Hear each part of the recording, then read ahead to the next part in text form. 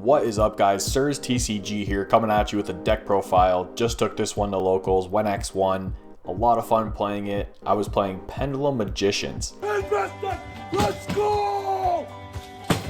I'm pretty new to the Pendulum archetype. I know what the cards kind of do. It was a really intriguing deck. I really wanted to play it. I had a ton of fun playing it. I think it's such a really good deck. I think it can compete at the local level for sure. But I really wish that this deck had Heavy Metal Foes Electromite. That deck would just be so good with cards like Beyond the Pendulum and now Exceed the Pendulum support, especially with these new Supreme King Gate cards. Like this video, subscribe if you want more deck profiles, and let's get right into it. Starting off with the absolute best card in the deck, Supreme King Gate Magician. We're playing 3 of that. This card has 27 effects basically. Every time I used an effect, my opponent had to read it to make sure I wasn't lying to him. It's so good. It's a low scale. It can pop to set gate 0, which is the next card we're playing here as your low scale. It can send one from the extra deck to summon itself. When it's summoned, it can search for Wings of Light or any Zark card. It's a level 7, so you can go into Absolute Dragon. Extremely good card to have. If I could play 9 of them, I would. I've already kind of touched on Gate 0. It's there because Gate Magician can pop itself to set Gate 0 in your scale from your deck. Having a 0 scale is pretty good.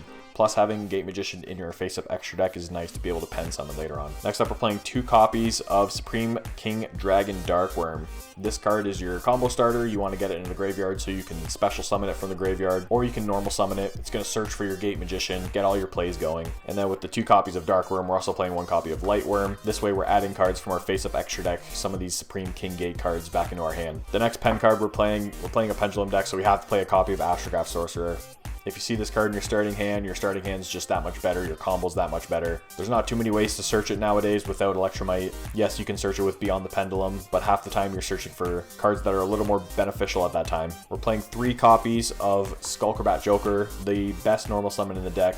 This is your Rhoda for any other of your Pendulum monsters, basically. Especially when we're playing 3 copies of the best scale in your deck, Double Iris Magician. This card's not once per turn. You can keep popping it, adding your Star Pengraph, adding your Time Pengraph. It's an 8 scale, which is absolutely insane. It's also a level 4 if you need it to go into any XYZ plays or any Synchro plays. Now, because Double Iris is so good, we're also playing 3 copies of Wisdom Eye Magician. This basically acts as 3 more copies of Double Iris Magician, being able to pop itself and set Double Iris into your scale in your place of that. We're playing 2 copies of Harmonizing Magician. This is your tuner of the deck, getting into your Synchro 8, Synchro 10 monsters, your Barone, your Ignister, your Boarlord Savage, and we're playing the 1 copy of Oath Dragon for when we want to get into Barone de Fleur. That rounds out the monster lineup. We're going to be going into the spells here. 2 copies of Wings of Light to search for your Supreme King Gate monsters. And we're playing 2 copies of Duelist Alliance. This is 2 more copies of Double Iris Magician. Because Double Iris Magician is always treated as a Pendulum Dragon monster, it's searchable with Duelist Alliance. You just have to have another monster in your scale. We are playing 3 copies of Dragon Shrine and a Foolish Burial to get that Darkworm in our graveyard so that we can special summon it from the graveyard. You have to control no monsters to do so. And then rounding out the core spell and traps, we're playing 1 Time Pengraph, 1 Star Pengraph. These cards are absolutely busted. Your opponent can't target your Magician cards with spells or traps when both of these are face up on the field. Time Pengraph is a great form of interruption, being able to pop 1 Magician on your field, something on their field. And if you don't pop 2 cards exactly, you can send 1 from the field to the graveyard non-target. So very good out to some problem cards. Moving on to the non-engine lineup, we're playing 3 of the best hand traps in the game. Infinite Impermanence. This card is goated. 3 copies of Ash Blossom and Joyous Spring because that card is also insane. We're playing 1 copy of Nib, 1 copy of Droll, and 1 copy of Effect Veiler. I'm pretty sure you can guess why we're doing that. We're playing 2 copies of Crossout and 1 Called by the Grave. These are just generally great hand traps to have. If I draw them, I'm happy. If I don't draw them and I draw a Crossout, I'm happy because I know my plays are insulated because this deck hard loses to Nibiru and it hard loses to Droll. What it doesn't hard lose to are low impact hand traps like Infinite Impermanence, like Ash Blossom, like Veiler. The first game I played against Red Dragon Archfiend, I was Ashed, Impermed, and Veilered all in the first turn. I still made my full board, and my opponent couldn't do anything with 3 cards in his hand. I had basically 3 negates. Negate! Moving on to the extra deck, we are playing 2 copies of Beyond the Pendulum. We're playing a Pendulum deck. This card's insane. It searches everything. You're able to Pendulum summon 2 monsters from the face-up extra deck to the zones that it points to. Plus, if you Pendulum summon monsters that are 2 different levels, you get get 2 pops, which is insane. Keep in mind that that's a good going first effect, but it's also an even better going second effect. The reason why it's a good going first effect is that you can pop your own double iris in your pendulum zone so that you can search for your time pen graph or your star pen graph. We're playing IP and SP because they're really easy to get into, and you're able to layer your interruptions on your opponent's turn. If you end on something with IP, you could make an Appaloosa, you could make Celine, you could make your SP, and it's an extra layer of interruption there. The last Link 2 monster we're playing is Dark Charmer. You're playing a lot of spellcasters, you're playing a lot of dark monsters. Your opponent's probably playing some dark monsters, so it's good to get into. If it gets destroyed, you could search for your Skullcrobat Joker, you could search for your double iris, you could search for your Dark Worm. Good utility to have when you're stuck in a simplified game state. Playing 1 copy of the new Exceed the Pendulum Link 3. This card's insane. You get an extra pendulum summon for 1 monster in between the scales of the current scales you have set. It can add a face-up pendulum monster from your extra deck to your hand, which is good for extension, it's good for follow-up, and it's also good to link climb into with Beyond the Pendulum. Then you can keep link climbing into either an Appaloosa or you could down link into an SP. Really good support for the Pendulum archetype. Now we're playing 1 copy of Celine, my favorite link monster in the entire world. This card's insane. Really strong in this deck as well, just because of how many spellcasters you're playing and how many spells you're playing. Because your pendulum cards on the field also count as spells in your scales, you're able to fire off this effect multiple times in the duel. And then we're playing 1 copy of Access Code for an OTK and 1 copy of Appaloosa Bow the Goddess. Very easy to get into. Extra form of interruption with Appaloosa. Easy OTK lines with Access Code, being able to link climb. Synchro lineup, we're playing the 1 Ignister Prominence, we're playing the 1 Borreload Savage Dragon, and we're playing the 1 Baron de Fleur. Majority of the time, you're getting into a Baron on your main combo.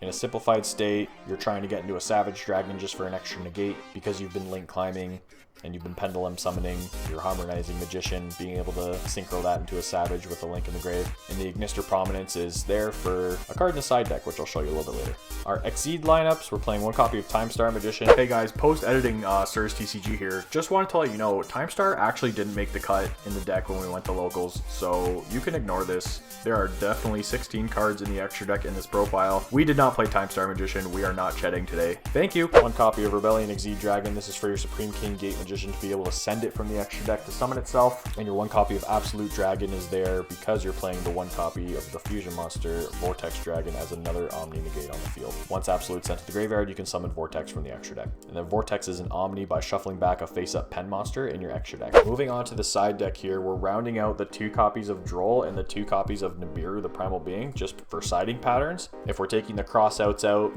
we're adding in either 2 Drolls or 2 Nibs.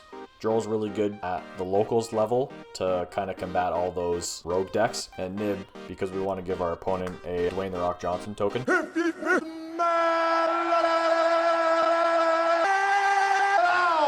The Rock is cooking. We are now playing 2 copies of Triple Tactics Thrust with 1 copy of Talents. I'll stand these cards until the day I die. These cards are just extremely powerful. They play really well into the meta right now. Everybody's on monster effects. You'll be able to more than likely resolve these effects. Very good going second, but there are opportunities where Talents is really good going first as well, being able to just rip that card out of your opponent's hand for a free neg 1. We are playing some Thrust targets here as well. We're playing 2 copies of Lightning Storm, 1 copy of Duster, 1 copy of Evenly Matched, and 1 copy of the Dank Ruler No More. All of these cards have their utility. They all feel really powerful going second. Being able to set up your plays, that's really the important part of playing a Pendulum deck, is you want to just be able to do whatever you can to make your plays as uninterrupted as possible, and these cards help with all of that. We are playing 1 copy of Purple Poison in the side as well, just for a low scale and for an additional disruption or a pop. And then the last 2 cards we're rounding out is Majesty Pegasus, the Draco Slayer, and then Secret Village of the Spellcasters. Every time I got into this line, I won the game. It's really hard for your opponent not to activate any spells because we're in a format that plays so many spells in your main deck. Almost at least half of your deck are taken up by spell cards, and giving your opponent no chance to activate a spell card on their turn can be extremely frustrating. You insulate yourself to Duster, Lightning Storm, any triple tack cards, the Dark Ruler, Droplets, Econs, Cosmics, anything that would really hurt your deck. This combination really helps with. You kind of trade one of your negates to get this set up on your field, but in the long term, I think it's worth it if you can. I side them in because if I'm going second, then these cards are just absolutely useless to have. I'd rather get into some board breaking plays and some OTK lines than trying to set up for a turn 3. And that's the deck. I hope you enjoyed this profile. Leave a like, subscribe to the channel if you want to see some more. And with that being said, I'll see you in the next one. Peace.